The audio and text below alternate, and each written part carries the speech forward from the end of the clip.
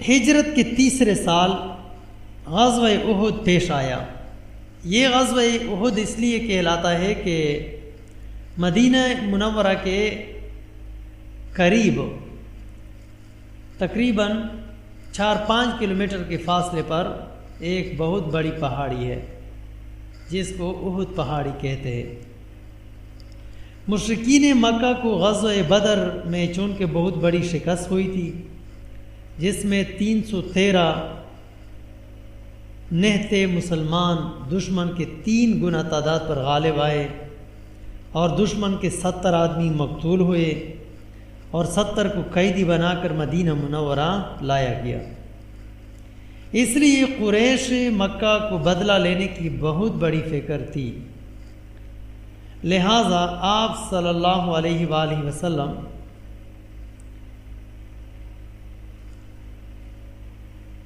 کے خلاف وہ آپس میں خوب چندے وغیرہ اکٹھا کرتے تھے،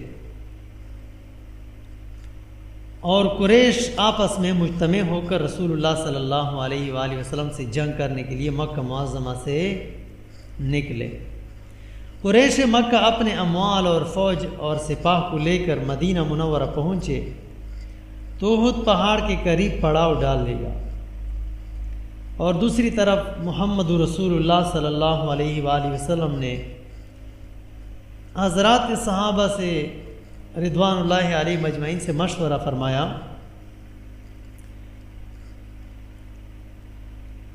آپ کی اپنی رائے یہ تھی کہ مدینہ میں رہ کر ہی مقابلہ کیا جائے، باہر نہ نکلے مدینہ منورہ سے۔ لیکن وہ مسلمان جو گزشتہ سال غزوہ بدر میں شریک نہ ہو سکے تھے، انہوں نے کہا کہ یا رسول اللہ ہم شہر سے باہر نکلیں گے اور احد جا کر ہی ان سے لڑیں گے۔ ان حضرات کا اندازہ تھا کہ جس طرح مسلمان سال گزشتہ بدر میں دشمن کے مقابلے میں فتح یاب ہو چکے ہیں، اس مرتبہ بھی انشاءاللہ ضرور غالب ہوں گے۔ یہ حضرات برابر اصرار کرتے رہے حتیٰ کہ رسول اللہ صلی اللہ علیہ وآلہ وسلم کو باہر نکلنے پر آمادہ کر دیا۔ آن حضرت صلی اللہ علیہ وآلہ وسلم نے تیاری فرما لی، زرہ پہن لی اور خود لوہے کی ٹوپی اڑ لی۔ آپ صلی اللہ علیہ وآلہ وسلم مشورہ کی وجہ سے آمادہ تو ہو گئے، لیکن ہتھیار پہننے سے پہلے آپ صلی اللہ علیہ وآلہ وسلم نے یہ بھی فرما دیا کہ میں نے خواب میں دیکھا کہ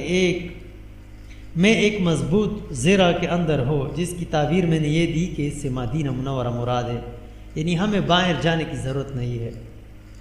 اور دوسری بار بھی یہ بھی فرمایا، اور میں نے ایک خواب میں دیکھا کہ میری تلوار کچھ کند ہو گئی، اس کی تعبیر میں نے یہ دی کہ تمہارے اندر کچھ شکستگی ہوگی۔ اور میں نے یہ خواب بھی دیکھا کہ ایک بیل کو ذبح کیا جا رہا ہے اور وہ بھاگ رہا ہے۔ مطلب اس خواب کے بیان کرنے کا یہ تھا کہ مدینہ منورہ ہی کے اندر رہنا چاہیے، اور یہ کہ جنگ ہونے کی صورت میں مسلمانوں میں شکستگی ہوگی۔ بعد میں بعض لوگوں نے مشورہ دیا کہ ہماری تاریخ یہ ہے کہ جب کبھی اندر رہتے ہوئے جنگ لڑی ہے تو ہم کامیاب ہوئے ہیں، اور جب کبھی باہر نکل کر جنگ کی ہے تو دشمن فتح یاب ہوا ہے۔ لہٰذا رائے یہ ہے کہ مدینہ منورہ کے اندر ہی ہم مقابلہ کریں اور باہر نہ نکلیں۔ لیکن جن حضرات نے خوب جماعوں کے ساتھ باہر نکلنے کا مشورہ دیا تھا، بعد میں ان کو بھی ندامت ہوئی۔ جب آپ صلی اللہ علیہ وآلہ وسلم کی خدمت میں دوسرا مشورہ پیش کیا ان لوگوں نے، اور عرض کیا کہ آپ جیسی رائے ہو، یعنی آپ یا رسول اللہ جس طرح آپ کی رائے ہو اسی پر عمل فرمائیں گے۔ تو آپ صلی اللہ علیہ وآلہ وسلم نے فرمایا کہ کسی نبی کے لیے یہ درست نہیں کہ سامان جنگ سے آراستہ ہو جائے اور دشمن کی طرف نکلنے کا حکم دے دے تو قتال کیے بغیر واپس ہو جائے۔ میں نے تم کو پہلے اس امر کی دعوت دی تھی کہ مدینہ ہی میں رہے، لیکن تم لوگوں نے نہیں مانا، پس اب اللہ تعالیٰ کا تقوی اختیار کرو اور دشمن سے خوب دلیری کے ساتھ اور خوب مضبوطی کے ساتھ جنگ کرنا، اور اللہ نے جو حکم دیا ہے اس کی تعمیل کرو، اس پر عمل کرو۔ رسول اللہ صلی اللہ علیہ وآلہ وسلم دنیا کے بہادر ترین انسان، میدان جنگ کا عجیب نقشہ وہ پھیلایا کرتے تھے، اور سارے عرب میں پہلوان، طاقتور، خوبصورت، عقل مند، کامل، بہادر، شجاع انسان تھے صلی اللہ علیہ وسلم۔ اس کے بعد محمد رسول اللہ صلی اللہ علیہ وآلہ وسلم مسلمانوں کو لے کر احد کی طرف تشریف لے چلے۔ اس وقت آپ کے ساتھ 1000 کی نفری تھی اور دشمن کی تعداد 3000 تھی۔ احد جاتے ہوئے رسول اللہ صلی اللہ علیہ وآلہ وسلم نے ایک جگہ قیام کیا تو رئیس المنافقین عبداللہ ابن ابی ابن سلول 300 آدمیوں یعنی منافقین کو لے کر واپس چلا گیا۔ وہ اس لیے ساتھ آئے تھے کہ ہم راستے میں پیچھے ہٹیں گے تاکہ مسلمانوں کی حوصلہ ٹوٹ جائے، لہٰذا مسلمانوں کی تعداد 700 رہ گئی۔ عبداللہ بن ابی جب اپنے ساتھیوں کے ساتھ واپس ہو گیا تو انصار کے 2 قبیلے بنو سلمہ اور بنی حارث، ان کی بھی نیت میں ڈاوا ڈول گئی اور ان کے اندر بھی بزدلی کا اثر ہونے لگا، جس کے طرف اللہ نے ارشاد فرمایا کہ اذ ہمت طائفتان منکم ان تفشلا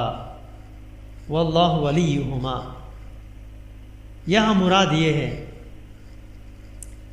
یعنی یہ 2 قبیلے مراد ہے، یہ مسلمان ہیں، خالص مسلمان، لیکن منافقین کے 300 لوگ جب واپس ہو گئے تو ان کو بھی مطلب کچھ دل میں بزدلی کا اثر ہونے لگا، لیکن پھر اللہ نے ان کے اوپر خصوصی رحمت کی اور اللہ نے ان کو استقامت دی اور یہ بھی لشکر اسلام کے ساتھ ٹھہر گئے، اور اللہ نے اس لیے فرمایا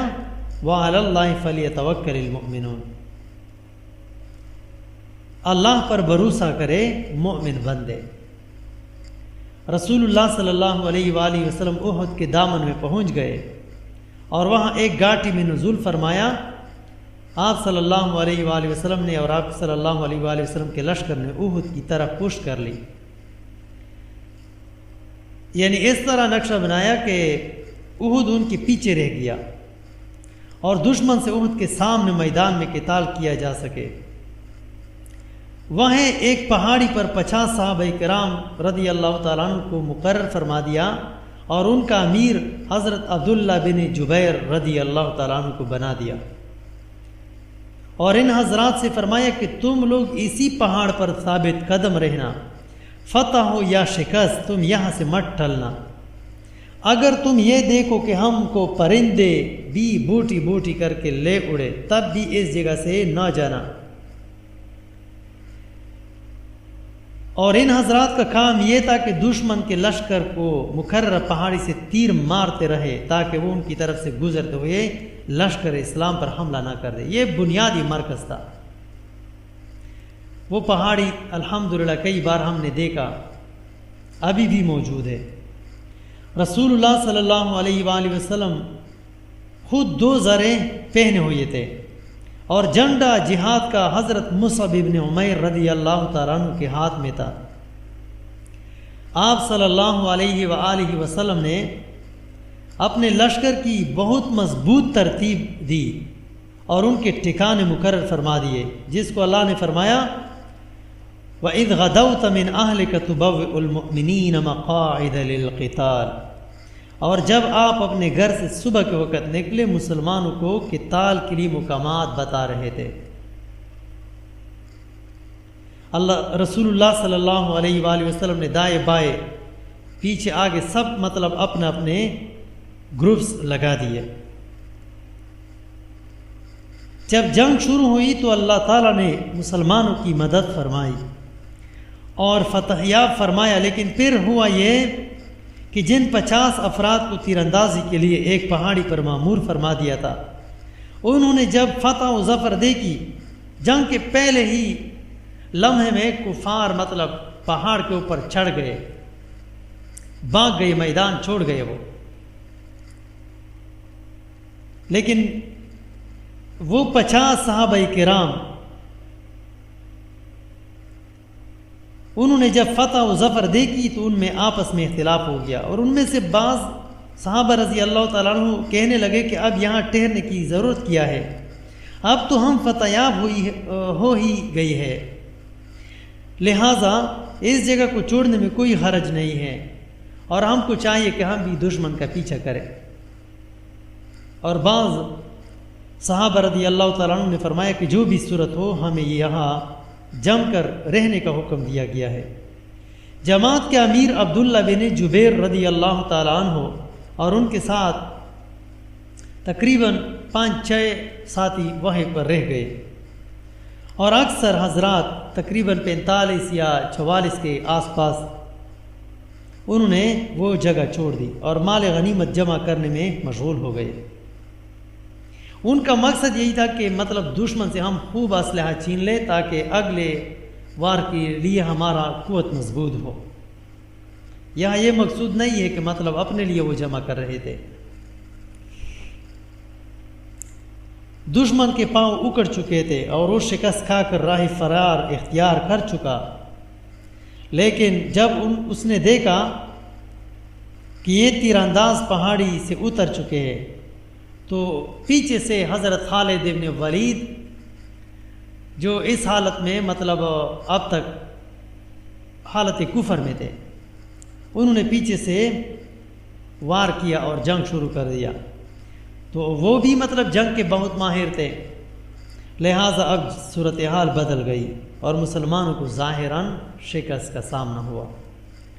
جس کی وجہ سے رسول اللہ صلی اللہ علیہ وآلہ وسلم کو بھی کئی زخم لگے اور 70 صحابہ کرام شہید ہو گئے۔ وہاں ابھی ان کے قبرستان موجود ہے، اور کافی سارے صحابہ کرام کو بہت سخت ترین زخم لگ گئے۔